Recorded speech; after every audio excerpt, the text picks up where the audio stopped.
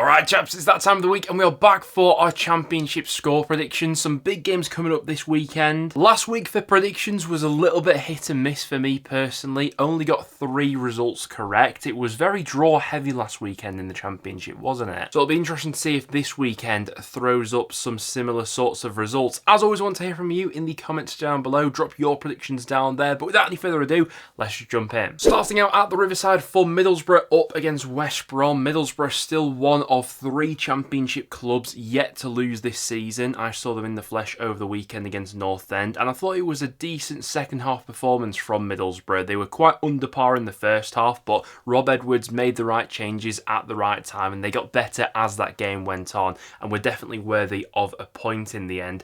Back at home for this one, I think they'll fancy their chances. Listen, West Brom are no mugs. All 5 of their games so far this season have been really tight and low margin. The wins West Brom have all been quite marginal by 1 goal. The defeat they suffered over the weekend against Derby was a marginal one as well. They were hit with that late sucker punch with Andy Weimann scoring, despite West Brom having the majority of the ball and the majority of the chances in that game. It's interesting because the underlying XG numbers between Middlesbrough and West Brom this season have been really similar in terms of chance creation, but I think most people would think from the outside looking in so far that maybe Borough have a bit more firepower about them, but maybe that's just because they've been a little bit more clinical in these opening 5 matches. This to me feels like a game where the first goal is really important. I am just swaying towards Borough, I think, but West Brom, I never like backing against them. Score prediction for me in this one, I'm going to go 1-0 Middlesbrough, but a draw in that game would not surprise me. Next up, and to the first of the 12:30 kickoffs in the Championship, we've got Birmingham going up against Swansea. Things just haven't quite clicked for Birmingham so far this season, coming off the back of quite a disappointing result and performance last time out against Stoke. That's now back-to-back losses for Blues in the Championship, and in need of turning things around against a resilient Swansea side who have looked quite good on the eye recently.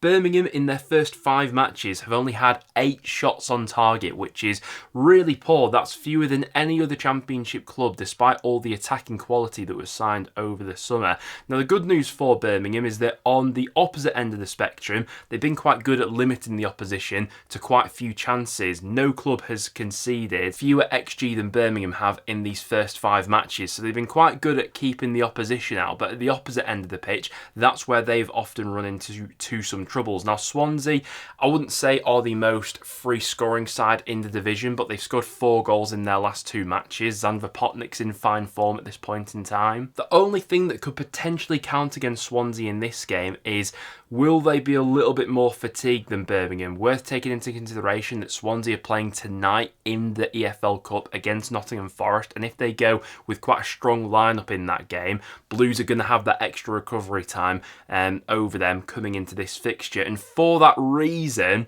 I think this one could be a tight Birmingham win. A draw here wouldn't surprise me, a low score, 0-0, 1-1 maybe, but I'm just going to say that Birmingham will turn things around at home here. Score prediction, I'm going to go 1-0 Blues in that game, but don't like backing against Swansea after some of the results they picked up recently. Next up, we go to the King Power for Leicester up against Coventry. This should be quite a fun game with plenty of goals in. So far this season, Coventry have had by far and away the best underlying metrics in terms of chance creation for XG, shots taken, shots on target, goals scored. They got desperately unlucky not to win that game over the weekend against Norwich. I know it took a last-minute equaliser from Hadji Wright for them to salvage a point from that game, but the amount of chances they created, good goal scoring positions they got into, they should have been a lot more comfortable in that match. And this matchup against Leicester is a really interesting one because Coventry are lower in the table than Leicester right now, and the bookies do have Leicester as the favourites going into this one, but on the eye test, I've been more impressed with Coventry so far than I have Leicester. But with that being said, Leicester are getting results over the line, even when not playing at 100%. Obviously, they got that point last time out against Oxford, despite playing the second half down to 10 men. It feels like even when Leicester aren't at their very best, they still have those killers in the final third, capable of turning a match on its head like that. And Coventry will have to be wary of that. It does feel like quite an open game of football, this one. I could see goals being scored at either end, and Coventry so far this season, I feel like haven't always got their rewards even when playing well. And I feel like this could be another game where maybe they get a couple of goals, but the quality from Leicester will also tell. Score prediction for me, I'm going to go for a 2-2 draw in that game. Fancy there to be quite a few goals there. And as the last 12:30 kick-off on Saturday, we've got QPR going up against Stoke City. A tough game to call. Stoke coming off the back of a really good result against Birmingham. It's been a fantastic start to the season for the Potters, but going up against the QPR side who look really ruthless against Wrexham. And I think at full flow, QPR have the potential to be one of the most exciting attacking sides in the division this season. It's taken Richard Kone absolutely no time whatsoever to bed into that QPR starting 11. The players they've got playing around him as well, despite some of the injuries that QPR have got at the moment, are really exciting. But in saying that, they're going up against a Stoke City defence that's looked so solid so far this season, having only conceded 3 goals in their first 5 matches, and they're playing against arguably the best goalkeeper in the league in Victor Johansson. It feels like, honestly, a game which could go either way. The bookies do have Stoke as the slight favourites for this one, but the odds between Stoke and QPR are fairly similar, and that's making me maybe edge towards a draw in this game. Honestly, I could see this one going either way, so I think it's got a recipe for a 1-1 draw in my books. After that and into the Saturday 3pms, we're heading to Ewood Park for Blackburn up against Ipswich. Blackburn still looking for their first points of the season at home, but away from home they've seemed really switched on. Back-to-back wins for Valérien Ismaël's side on the road. After that fantastic triumph away at Hull, followed up with a great win away at Watford.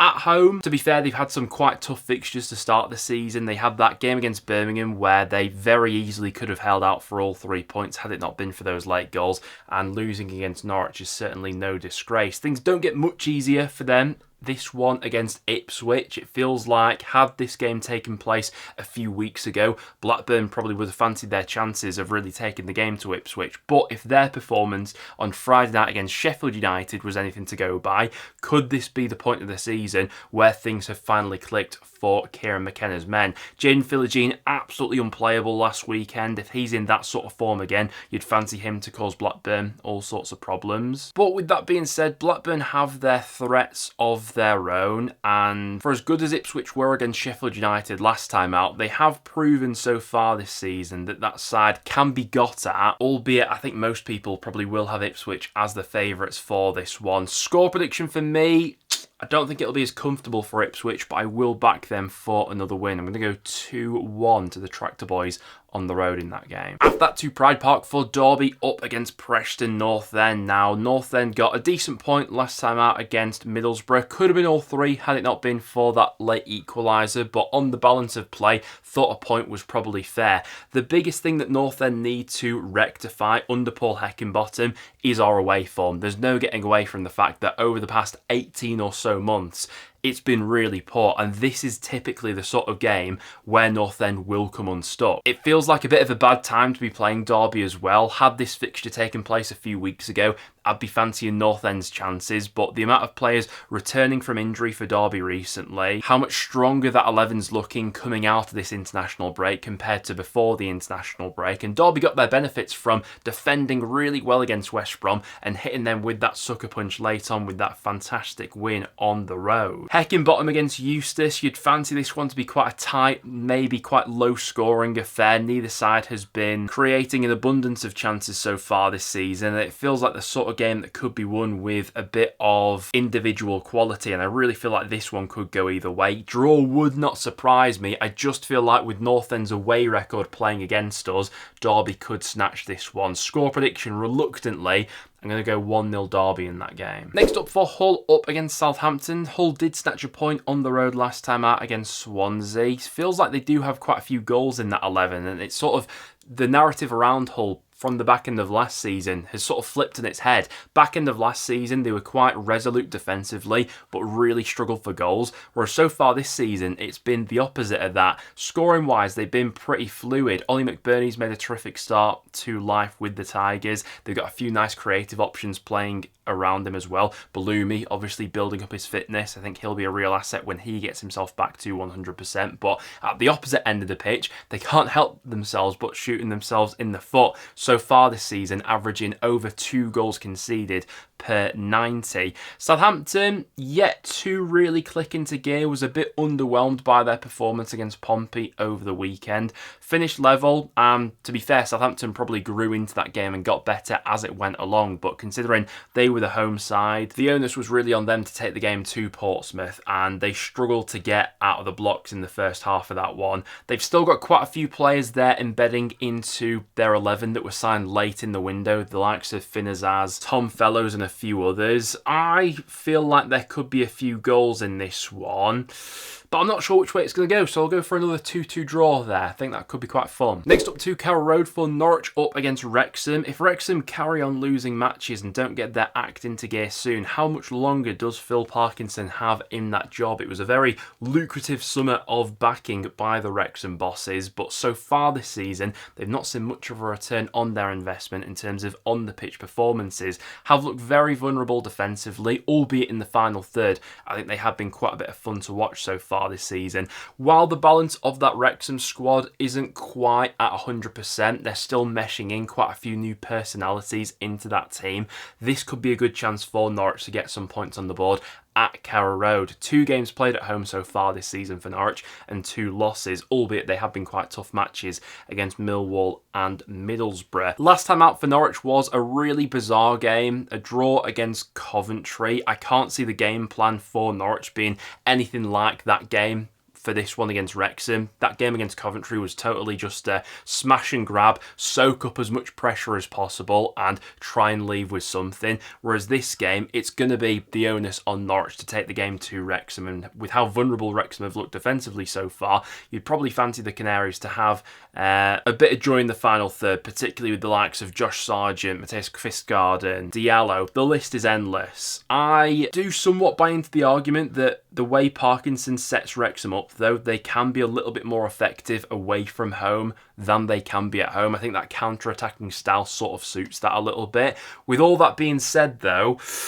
I'm going to go for a 3-2 victory in the favour of Norwich in that game. After that, to Fratton Park for Portsmouth up against Sheffield Wednesday. Pompey had to settle for a goalless draw against Southampton over the weekend, but this should be a decent opportunity to get a few goals on the board. Do like the look of Pompey. I think they've started the season really well defensively, haven't given up much to the opposition. That was a bit of a vulnerability in their game last season, but feels like they've really tightened up that area, and going forward as well, they've got a few more options now where they can hurt teams from a few different areas. Sheffield Wednesday, there's not much more to say on them at the moment. I do think that these 3-game weeks will be a little bit brutal on that squad, obviously with them being in Carabao Cup action the other night. Pompey are going to be fresher, and at Fratton Park, I think it's difficult to see Wednesday leaving with anything. Score prediction for me, I'm going to go 2-0 Portsmouth. After that, to Bramall Lane for Sheffield United up against Charlton Athletic, and Charlton fans are probably bashing their heads on a wall thinking, why couldn't Sheff United leave it one more week with Ruben Sellers in charge? Because this just screams of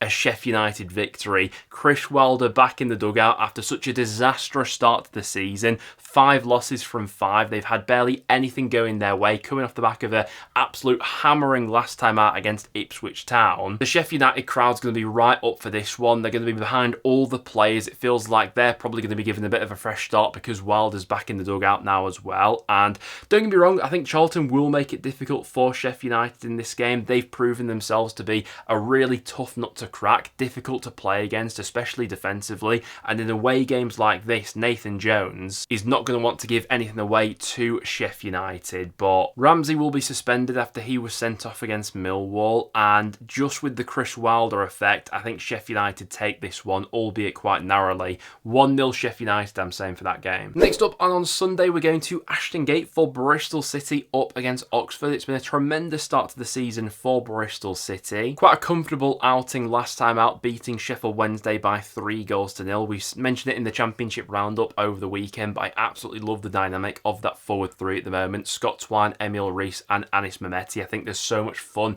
to be had with those three this season. But I do think it would be foolish to overlook Oxford in a game like this. They're coming off the back of two quite tricky home matches where they've taken points from both of them. A 2-2 draw against Coventry, followed by a 2-2 draw against Leicester. On the whole, Oxford did find it more difficult on the road last season than they did at home, and that's going to be the formula that Gary Rowett will have to try and crack this season, make them a bit more of a goal threat in these sorts of away matches, because you can only soak up pressure for so long before the quality of a side like Bristol City will tell. I do think we've seen more encouragement from Oxford in the final third recently though, Will Lancashire especially, who scored in consecutive matches. But for as good as Oxford have been in those last two games, I've really liked the look of Bristol City recently. Back at Ashton Gate for this one, score prediction, I'm going to go 2-1 to the Robins in that game. And then on Monday night, we're going to the Den for Millwall up against Watford. Bit of an under-par performance from Millwall last weekend, but still managed to salvage that draw late on. I think you could tell that they weren't